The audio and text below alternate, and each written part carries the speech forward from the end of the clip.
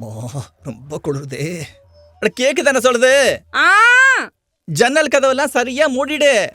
சரி, இதோ பண்ணிடுறேன். சரி. கண்ணு, சொல்லுங்கப்பா. நீ வரும்போது ஆ அங்க இருக்கிற அடுப்பை இந்த அறைக்கு கொண்டு வந்துருமா. சரிப்பா.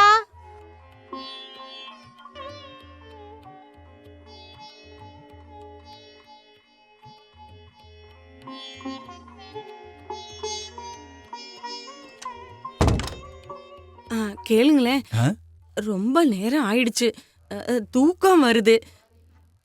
எல்லாரும் போய் தூங்கலாமே. சரி. இருங்கம்மா, இன்னைக்கு நான் காலையில பேப்பர்ல படிச்சேன். அடுப்ப அறையில வச்சு தூங்குனதால ஒரு குடும்பத்துல இருக்க எல்லாரும் இறந்துட்டாங்க.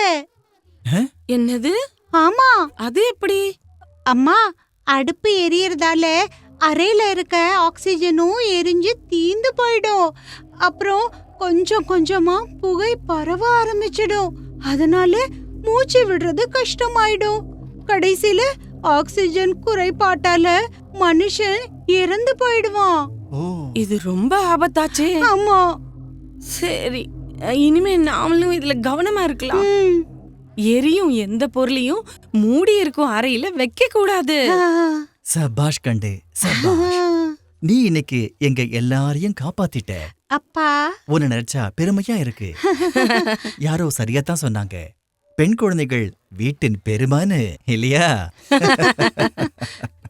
மூடி இருக்கும் அறையில் எரியும் அடுப்பை வைத்துவிட்டு உறங்குவதால் மூச்சு திணறல் ஏற்பட்டு உயிரிழக்க நேரிடும். நினைவிருக்கட்டும், மூடியிருக்கும் அறையில் அடுப்பு அல்லது எரியும் எந்த பொருளையும் வைத்துவிட்டு உறங்க வேண்டாம். இது மரணத்திற்கு அழைப்பு விடுப்பதைப் போன்றது.